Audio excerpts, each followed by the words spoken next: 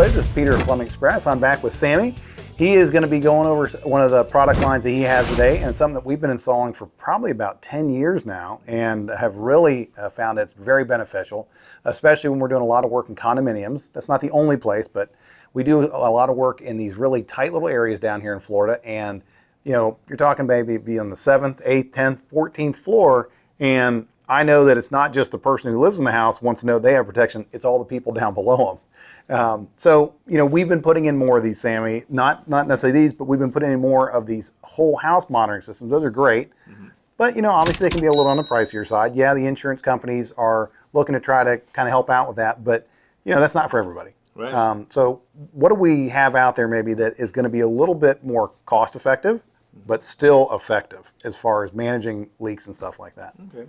Well, this happens to be the IPS Floodstop. It's a point-of-use leak protection system. That's the key. You mentioned the whole home system. Right. This is actually point of use. So these units are installed where your potential leak points are.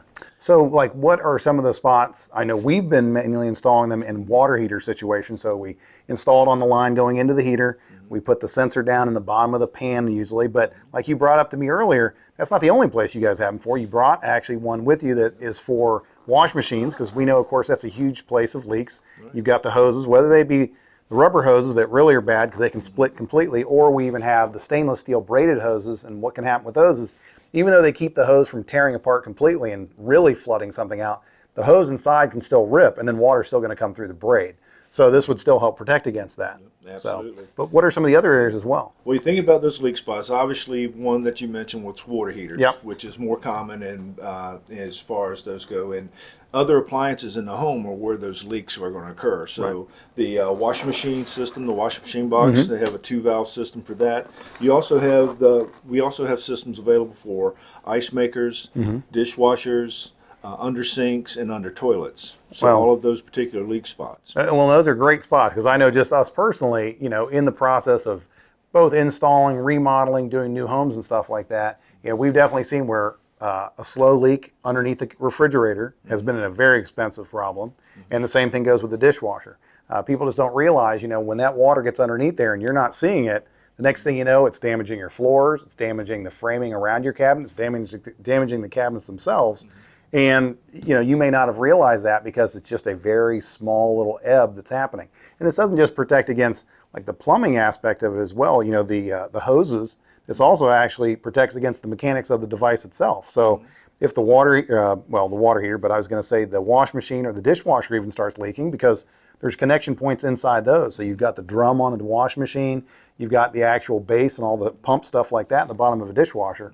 It could not even necessarily a plumbing issue. Sometimes it can even be an appliance issue, but this is still going to help protect against that. Yeah, that's a very good point. And appliances are what cause most of the leaks. So 30% of all water damage claims are due to appliance failures. I can totally see that.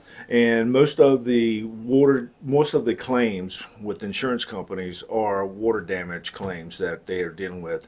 And annually, that's about $11 billion in claims. Wow. So the average claim for a water heater or a dishwasher would be at the minimum $5,000 is what a claim would be, and upwards of 20 and $5,000. Having been on the different ends of it, I can 100% see that. You know, and you don't. I hate to go to customers and be that guy that's like, you know, don't forget, you could walk out the door and get hit by the bus. You know, we're not selling insurance, but the fact of the matter is, you know, these are things that actually happen. And, you know, a small amount of precaution and not a huge amount of cost can do a lot of preventative for that. Exactly. Well, it'll give you a peace of mind. Folks want to know that they have safety and protection from this type of damage. And it's a very, you know, reasonable and easy way to be able to get right to the point of the problem. Yeah. So again, back with the point of use. With this particular unit, this happens to be the unit on display for the water heater. I just want to share some of the features with you right now. The nice thing about this unit is that it has a motorized valve mechanism, so unlike a solenoid, which could cause some issues, this is a lead-free brass valve, and it's CNC machined. The unit itself comes with the control panel. Right. You'll see that it has a battery backup pack. So it's great that it has a battery backup. I also see, of course, that it has a nice plug-in area over there.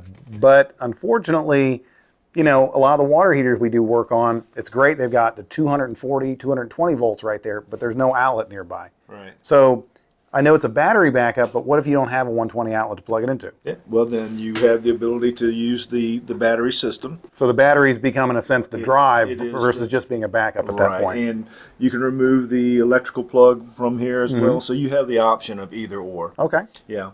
The nice thing about this actually works similar to a smoke detector. Okay.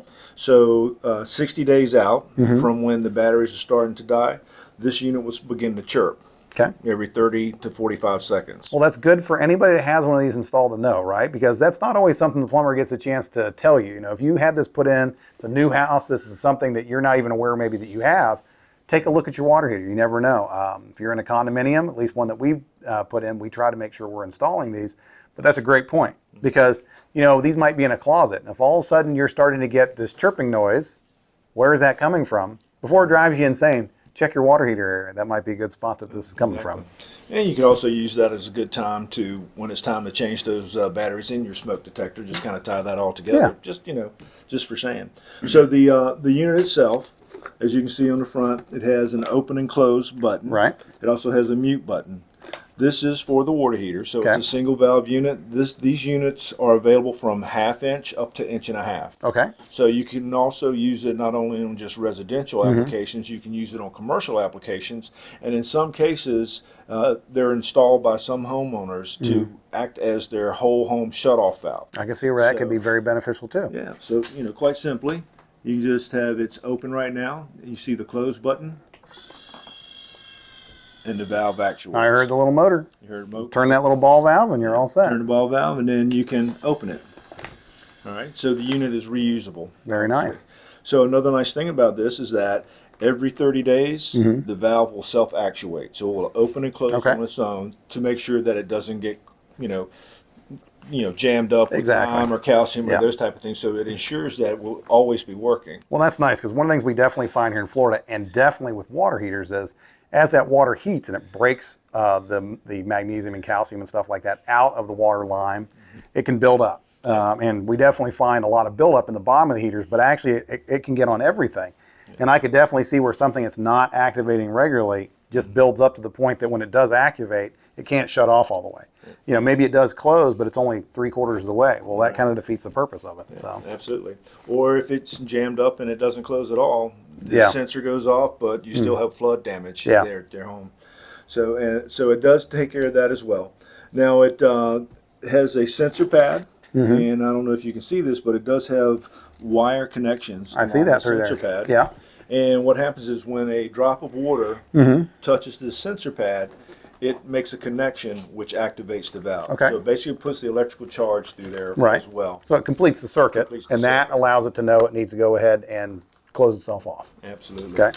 And so this happens to be for the washing machine kit. Okay. So it will come with 2 valves, both motorized. This is the sensor pad. Okay. And when it's being installed, you obviously would put the sensor pad at a point of where a leak could occur. Sure. If it's the water heater, it could be in the water heater pan or just laying next to the unit. Dishwasher, washing machine. You just put the sensor pad down and you just link it to the control panel. Right. From this right here, you can also connect multiple sensor pads. I was going to say, I know before we've had where we've actually daisy chained them together because we've had mechanical areas where we've had a water heater and maybe a filter system and maybe something else that we want to protect all that. And we've actually been able to daisy chain, I think we did up to 3, but I think it'll go even more than that. Oh yeah, you can just continue to go down the line with the daisy chains. So you really could create quite a long area of protection by just daisy chaining them together. And multiple, and it shuts off the water source to all of those when that should happen. And again, with the 1.5 inch valve, a lot of times, again, people will use that as their home shut off. Sure, but I mean, I can totally see, like we've installed before in motels, hotels, restaurants. You know, a lot of times they have a much bigger supply coming in, but nonetheless, it's still inside. And so what you do run the risk of is if you have a water heater that may be being fed by a 1 inch, 1.5 inches, if it leaks or if it starts gushing, you really can have some serious water damage there. And yeah, it might be when somebody's there, but it may not be. And that really would be a great way to help protect against that. Absolutely. Now, just as an example of that, so it's in a restaurant, or maybe it's even at your house. Obviously, here in Florida, we have a lot of people that travel, snowbirds maybe. This is going to shut it off, but I would like to know if I'm not home, when I get home, I don't want the surprise per se of finding out my water heater's off. Is there a way that this is set up that it can communicate with me? Not necessarily control it, but just know what's going on. Absolutely. And it's, again, this is a very, basic, simple, easy to use, easy to install system. Right. And also the communication mechanism is very simple as well. You have a Wi-Fi module that can communicate to your phone with a text or to an email. Okay, so that's great. You'll just get an alert that says, I want you to be aware your system, your valve is closed. That alerts you to inspect it and make sure everything's okay. That's great. Yeah. So now if you think about this unit, let's just imagine that this is hooked up to your 50-gallon water heater. Sure. All right. The sensitivity of the unit can be adjusted. Okay. There's a side panel on the sensitivity. This is obviously turned up. I will just very simply, as a demo. That's not a whole lot of water there. And you can see the unit is alarmed and it's closed automatically. Right. And so I can see it gives you both a audio, because I heard it beeping. Of course, I could hear the actual valve close as well. But then I also see that it gives you a nice red light on there. Yeah. A lot of these water heaters we have that are in closets or even in garages, that's a great way, because I could even open, I know at my house, I could just kick the door open basically and look out there and say, oh, I can see the red lights flash and I know why we don't have any water. Exactly. Well, and also, so now just think about this, is that this is a 50-gallon water heater. Typically, water heaters don't just burst and water go everywhere. Yeah. So what will happen is you will hear the chime, because it will slowly leak, activate the panel, and the valve is shut off. And then you need to go, because if you're using the unit, you're obviously going to run out of hot water. Sure. You need to also see that the unit is closed, and it'll prevent you from having more water damage, because it will not continue to fill the tank and have the water go, everywhere and anywhere. And so once you've resolved the issue, then you can quite simply come back in, the lights stop flashing, I've resolved the problem, and I open the valve back up. Perfect. So it's reusable. Well, and that is nice, because I know there is a company out there that makes a product that it has like a fuse in there, and once that fuse is broken, the only way to re-engage it is you have to have a whole other fuse or take out the device and put a whole new one in. That's not very convenient. Whereas something like this, I mean, again, we want to provide a product to the homeowners that they can manage. It doesn't need to be something that they have to have us involved. Once it's installed, they can do a lot of this themselves. Now, obviously, if you have a leaking water heater, a leaking appliance, we want you to reach out to professionals, so that way they can make sure they handle the problem correctly for you. But we want you to be able to look at and see what the device is doing, understand how it works, being able to even understand too how this sensor pad works down there, so that you understand, oh, you know what, I was doing something and I got some water splashed down in there. Maybe you have one underneath your kitchen sink and you're doing a lot of heavy mopping, you got some water underneath there, it's going to shut it off. Well, we want you to be understanding of that, so that way then you can handle it. We're happy to have you call, go over those things with you and stuff like that. But this is a very user-friendly, and what I like about it too is it seems like it's somewhat of an a la carte system as well. If I want to add some daisy chain sensors and cover more area, maybe I just want to put one underneath my kitchen sink and really just put one in several areas underneath there to really protect against some stuff. That's very beneficial. I can do that. And like you brought up, the Wi-Fi module is an add-on. So it's not something I have to buy at the beginning. It's something I can add on at a later date if I choose to.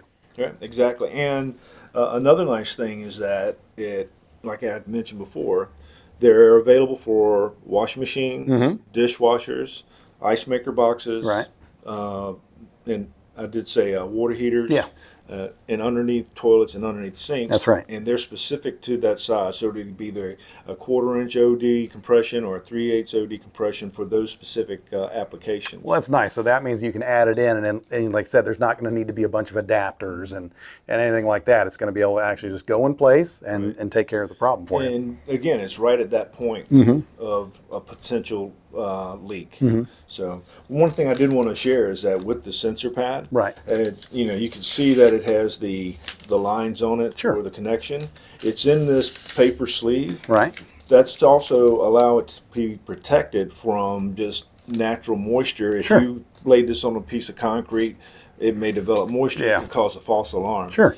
In the event that you do have your system does do its job and you had a leak and this piece of paper gets wet, you just simply, when you return it to service, just wrap it with a paper towel. Okay. So it's just something, again, to protect it from the contact with a metal surface or something like that. So probably the great thing about having that is it protects it just from some natural air moisture, which we have plenty of down here in Florida, especially as we're heading closer to summertime and humidities go through the roof. Right. But the other thing that's nice about it too is, if you do just get a little bit of water down there, that dry paper is actually going to pull it towards it. So it's actually going to help on maybe a very small leak to actually indicate it even more quickly. Right. And as you can see, it's very sensitive. Yeah. It will, and you can adjust that sensitivity for those areas that you were talking about where you have more inch. Now, all the parts for the unit obviously come with each individual box, and you have the ability to purchase every accessory, and every piece of wire or anything, so you can always replace every part. You could actually, you mentioned a la carte. Yeah. You could pretty much build one out yourself. Right. And again, compared to a whole home system, the price points are obviously this system right here offers you something that's very affordable to be installed, and also offers you the flexibility that if you have one installed on your water heater, then you can come back and later, if you decide to have it installed at your washing machine, then at your dishwasher, whatever, you're not committed to that. One of the things with the point of use is that as soon as it detects that leak, you've shut off that leak. You're not going to have more water damage. Sure. With a lot of the whole home systems, they measure unusual or abnormal water flow, and with that case, you could be filling up your pool or filling up your big bathtub that you never use, and the system will think that you're having you have an issue. Yeah, and we've definitely seen that before with folks. They have people come in from out of town. They're using a lot more water than normal. The next thing you know, somebody's crying out from the shower saying, "Hey, I got shampoo in my hair. I got no water." Yeah. And then, of course, with that, it doesn't really take you to where the leak is. Yeah, it just lets you know you have a problem, but you still got to find the problem. Got to find a problem, exactly. So, those are some of the key points to it. Right. So. Well, we think it's a great system. We really appreciate Sammy being here. We highly recommend these systems. Like I said, if a whole home monitoring system isn't really ideal for you, maybe for cost or maybe for how it would have to be structured to be installed, because they don't always fit for every single house, this is a great way to be protected. It's a great way to be able to make certain you can feel that you have a level of safety that you wouldn't have without it. So, like I said, whether it be at a water heater for the whole house, for just the dishwasher or the ice maker, wherever you may have had a problem, and if you know anybody's ever had a flood in the house, you can know it can be very devastating. So this would be a great way to circumvent that. And really the big thing you have to do is install it and then maintain it. Yep. Make sure you keep the batteries in there, make sure you keep up with it and stuff like that. It's going to take care of itself every 30 days by cycling, but you just want to make sure you're watching after it. Listen for that beeping, because as Sammy brought up, it's no different than a smoke detector. You want to make sure you're replacing those batteries once a year. So, Sammy, I really appreciate you being here. Really appreciate going over a great product. Folks, this is Peter with Plumbing Express. We hope you enjoyed this, found out a little bit of good information for your plumbing system for your house. We look forward to seeing you guys on the next one.